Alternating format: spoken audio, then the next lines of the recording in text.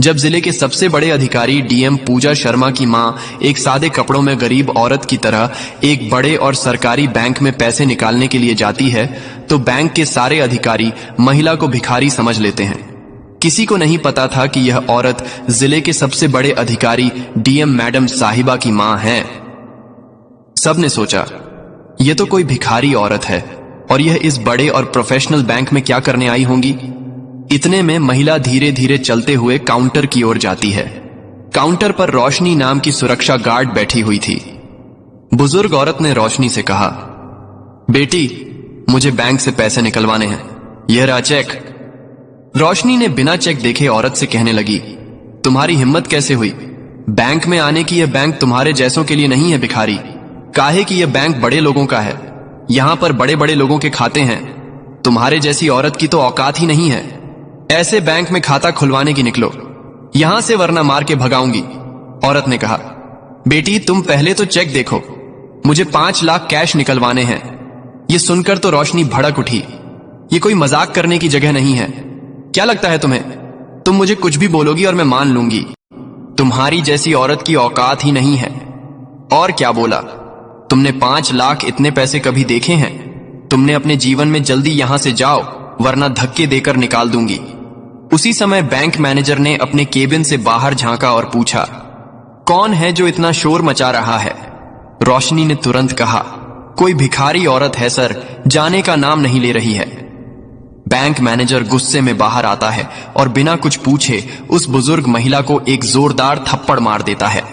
थप्पड़ इतना तेज था कि वह महिला लड़खड़ाकर जमीन पर गिर पड़ती है। फिर वह मैनेजर सिक्योरिटी गार्ड को आवाज देता है, क्या कर रही हो? घसीट कर बाहर निकालो, इसको पता नहीं कहां कहां से आ जाते हैं ये लोग। रोशनी उस महिला को जबरन बैंक से बाहर धक्का मारकर निकाल देती हैं। वहां खड़े तमाम ग्राहक और स्टाफ खामोश होकर सब देख रहे थे।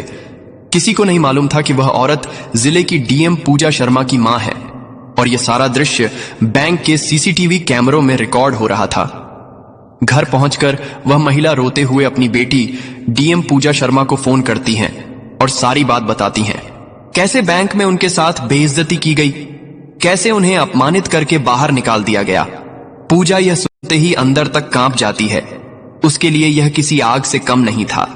वह रोते हुए अपनी मां से कहती है, मां, कल मैं खुद आ रही हूं और आपके साथ चलकर उसी बैंक से पैसे निकलवाऊंगी। अगले दिन सुबह डीएम पूजा शर्मा साधारण सूती साड़ी पहनकर अपनी मां के साथ बैंक जाने को तैयार होती है। मां बेटी एक दूसरे को देखकर गले लगते हैं। आंखों में आंसू हैं। गर्व और पीड़ा दोनों पूजा की मां को अपनी बेटी पर नाज है। उन्होंने कितनी कठिनाइयों से उसे पाला पढ़ाया और आज इतने ऊंचे पद तक पहुंचाया। सुबह के ठीक 11 बजे मां बेटी बैंक के बाहर पहुंचती हैं। बैंक अभी तक नहीं खुला था, जबकि समय 10 बजे का था। पूजा शांतिपूर्वक दरवाजे के पास बैठकर इंतजार करती है। कुछ मिनटों बाद जब बैंक खुलता है, दोनों अंदर प्रवेश करती हैं। दोनों का पहनावा इतना साधारण था कि वहां मौजूद ग्राहक और कर्मचारी उन्हें एक आम ग्रामीण महिला समझ बैठते हैं। कोई सोच भी नहीं सकता था कि यह वही पूजा शर्मा है। जिले की डीएम धीरे धीरे दोनों काउंटर की तरफ बढ़ती है। वहां वही रोशनी बैठी होती है। पूजा विनम्रता से कहती है, मैडम, हमें पैसे निकालने हैं, मां की दवाइयां लेनी है और कुछ जरूरी काम भी हैं। रोशनी ने दोनों महिलाओं को ऊपर से नीचे तक देखा। साड़ी में एक बुजुर्ग महिला और एक साधारण कपड़ों में युवती किसी भी कोण से बड़े अवसर नहीं लग रही थी। उसने व्यंग करते हुए कहा, आप शायद गलत बैंक में आ गई हैं। यह ब्रांच हाई प्रोफाइल क्लाइंट से डील करता है। पूजा शर्मा ने मुस्कुराते हुए उत्तर दिया, एक बार चेक कर लीजिए मैडम, अगर नहीं है तो हम चले जाएंगे। रोशनी ने बेमन से लिफाफा लिया और कहा, थोड़ा समय लगेगा, वेटिंग चेयर पर बैठ जाइए। पूजा मां का हाथ थामे कोने की एक खाली कुर्सी पर बैठ गई। उन्होंने मां को पानी दिया और खुद भी शांत बैठी रही। बैंक में मौजूद लोग उन्हें घूर रहे थे। यहां अमूमन अमीर व्यापारी, अफसर और रसूखदार लोग आते थे, महंगी गाड़ियों और चमकदार कपड़ों में। ऐसे में साधारण कपड़ों में बैठी मां बेटी का वहां होना सबको अजीब लग रहा था। चारों तरफ फुसफुसाहटें शुरू हो गईं। किस गांव से आई हैं? पेंशन के चक्कर में आई होंगी। इनका खाता तो यहां हो ही नहीं सकता। पूजा सब कुछ सुन रही थी, लेकिन शांत बनी रही। उनकी मां थोड़ी असहज थी, लेकिन बेटी का संयम देखकर खुद को संभाल रही थी। थोड़ी देर बाद पूजा ने रोशनी से कहा, अगर आप व्यस्त हैं तो कृपया मैनेजर से मिलवा दीजिए, मुझे जरूरी बात करनी है। रोशनी झुंझुलाकर फोन उठाती है और मैनेजर के केबिन में कॉल कर देती है। सर, एक महिला है, कह रही हैं कि आपसे मिलना है, भेज दूं? मैनेजर ने शीशे से झांक कर देखा। साधारण सी महिला अपनी मां के साथ बैठी थी। अफसर जैसी तो बिल्कुल नहीं लग रही थी। उसने ठंडे स्वर में कहा, मेरे पास फालतू लोगों के लिए समय नहीं है, कह दो बैठें और इंतजार करें। रोशनी ने कहा, आप वेटिंग चेयर पर बैठिए सर, थोड़ी देर में फ्री होंगे। पूजा ने कुछ नहीं कहा, बस मां का हाथ थामे वहीं शांत बैठी रही। एक अवसर की गरिमा और एक बेटी की सहनशीलता के साथ पूजा शर्मा अब तक पूरी शांति और संयम में बैठी थी, लेकिन मां की बेचैनी और लोगों की कानाफूसी देखकर उन्होंने धीरे से मां का हाथ दबाया और कहा, मां, लगता है इन लोगों को फर्क नहीं पड़ता, अब मुझे खुद बात करनी होगी। वो धीरे से उठी, साड़ी का पल्लू ठीक किया और सीधा मैनेजर के केबिन की ओर बढ़ने लगी। मैनेजर, जो अब तक शीशे के पीछे से उन पर निगाह रखे था, घबरा गया। उसने जल्दी से बाहर निकलकर पूजा का रास्ता रोका और बोला, हाँ बोलिए, क्या काम है?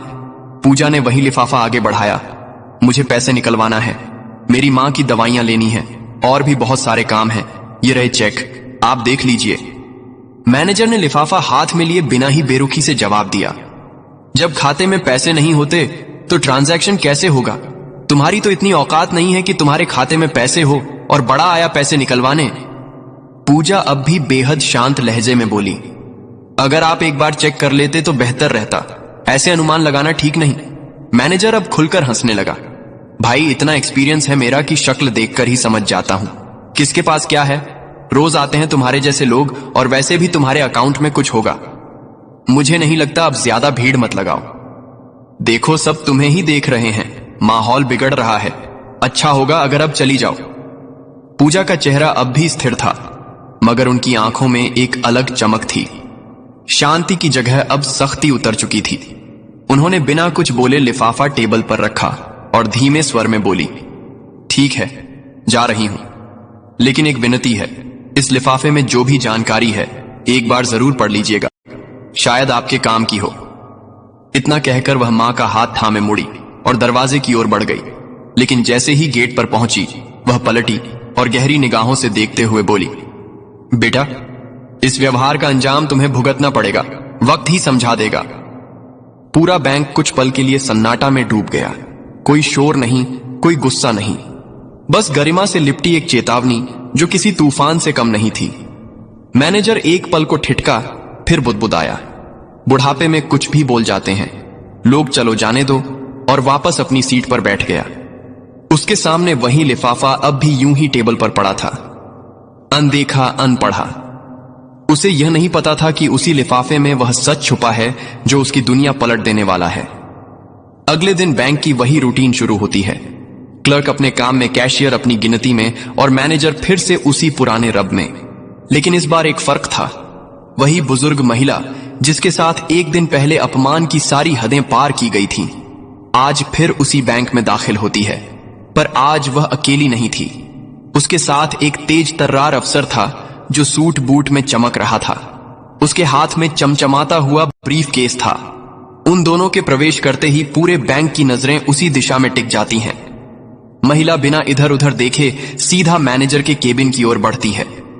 मैनेजर पहले तो उसे पहचान नहीं पाता, लेकिन जैसे जैसे वह करीब आती है चेहरा साफ दिखने लगता है। वही महिला जिसकी सारी फाइलें उसने कल ठुकरा दी थीं, वही जिसकी साड़ी पर वह हंसा था, वही जिसे उसने हमारे जैसे ग्राहक नहीं चाहिए कहकर निकाल दिया था। अब उसके चेहरे पर हवाइयां उड़ने लगती हैं। घबराकर वह खुद केबिन से बाहर आ जाता है। महिला का चेहरा आज आत्मविश्वास और गरिमा से दमक रहा था। वह रुकती नहीं, सीधा मैनेजर के सामने खड़ी होती है और तीखे स्वर में कहती है, मैनेजर साहब, मैंने कल ही कहा था कि आपके व्यवहार का अंजाम भुगतना पड़ेगा। आपने ना सिर्फ मुझे बल्कि मेरे जैसे हजारों आम नागरिकों को नीचा दिखाने की कोशिश की है। अब वक्त है सजा भुगतने का। मैनेजर बौखलाकर कहता है, आप कौन होती हैं? मुझे सिखाने वाली यह कोई आपका घर नहीं है, यह बैंक है और आप यहां मेरा कुछ। महिला उसकी बात बीच में ही काटकर मुस्कुराती है, फिर अपने साथ आए अफसर की ओर इशारा करती है। इनसे मिलिए, यह मेरे विधिक सलाहकार हैं। और पूजा शर्मा कहती हैं, मैं हूं इस जिले की जिलाधिकारी डीएम। पूजा शर्मा साथ ही इस बैंक की 8% शेयर होल्डर भी, और यह मेरी मां है जिनके साथ आप लोगों ने बहुत बुरा व्यवहार किया। एक क्षण के लिए पूरे बैंक में सन्नाटा छा जाता है। सभी कर्मचारी, ग्राहक, यहां तक कि दरवाजे के पास खड़े सुरक्षा कर्मी भी स्तब्ध रह जाते हैं। मैनेजर के चेहरे का रंग उड़ जाता है। वह कुछ कहता उससे पहले ही पूजा शर्मा फिर बोलती हैं, तुम्हें बैंक मैनेजर के पद से तत्काल हटाया जा रहा है। अब तुम्हारी पोस्टिंग फील्ड में की जा रही है, जहां तुम्हें रोज आम जनता से मिलकर रिपोर्ट बनानी होगी। पूजा शर्मा ब्रीफ केस खोलते हैं और 2 दस्तावेज निकालकर सामने रखते हैं। पहला मैनेजर के तबादले का आदेश, दूसरा कारण बताओ नोटिस, जिसमें लिखा था कि आपका व्यवहार बैंक की नीति के विपरीत पाया गया है। मैनेजर अब पूरी तरह पसीने पसीने हो चुका था। कांपते स्वर में कहता है, मैडम मुझसे गलती हो गई थी, मैं शर्मिंदा हूं। कल की बातों के लिए दिल से माफी मांगता हूं। पूजा शर्मा की आंखें अब भी स्थिर थीं, पर आवाज में वह न्याय था जो किसी अधिकारी की पहचान होता है। माफी किस बात की मांग रहे हो? क्या सिर्फ मेरा अपमान किया था तुमने, या उन तमाम ग्राहकों का जो सादगी से आते हैं, पर तुम्हारी नजर में केवल कपड़ों से आंखें जाते हैं? क्या कभी बैंक की गाइडलाइन पढ़ी है? तुमने उसमें साफ लिखा है, हर ग्राहक समान है। कोई अमीर गरीब नहीं होता, और जो भी कर्मचारी भेदभाव करेगा उस पर कार्रवाई की जाएगी। फिर एक क्षण रुककर उन्होंने सख्त स्वर में कहा, मैं चाहती तो आज ही तुम्हें निलंबित कर देती, पर मैं एक मौका दे रही हूं खुद को सुधारने का। अगली बार तुम्हारा नाम नहीं, तुम्हारी पहचान मिटा दी जाएगी। फिर उन्होंने बैंक की सुरक्षा गार्ड रोशनी को बुलाया। रोशनी डरते हुए पास आई। उसकी आंखों में आंसू थे। कांपते हाथों से बोली, मैडम माफ कर दीजिए, मुझसे बहुत बड़ी गलती हो गई। आगे से कभी किसी को इस तरह नहीं समझूंगी। पूजा शर्मा ने उसकी ओर देखा, फिर कहा, कपड़े देखकर किसी को छोटा मत समझो। जो सीख आज मिली है उसे जिंदगी भर याद रखना। बैंक का पूरा स्टाफ अब नजरें झुकाए खड़ा था। उन्होंने सबकी ओर देखकर कहा, पद से नहीं सोच से इंसान बड़ा होता है। जो इंसानियत को समझे वही सच्चा अधिकारी होता है। यह कहकर पूजा शर्मा अपनी मां के साथ बैंक से बाहर निकल गई। बैंक में कुछ पलों का सन्नाटा छा गया।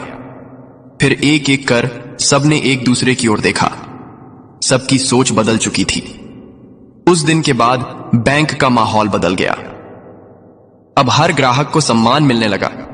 किसी की साड़ी देखकर उसे गरीब नहीं कहा गया, और सभी के दिल में यह बात बैठ गई, कभी मत समझो किसी आम आदमी को मामूली, अगली बार वही तुम्हारे सामने खास बनकर खड़ा हो सकता है। तो दोस्तों, यह कहानी हमें यह समझाती है कि किसी को भी उसके पहनावे या सादगी से कभी कमजोर मत समझिए। हो सकता है वह इंसान आपसे भी कहीं ज्यादा ऊंचे पद पर हो। हर इंसान को बराबर सम्मान देना चाहिए। गरीब हो या अमीर, हर किसी के साथ इंसानियत से पेश आना चाहिए। तो दोस्तों, वीडियो अच्छी लगी है तो वीडियो को लाइक करके चैनल को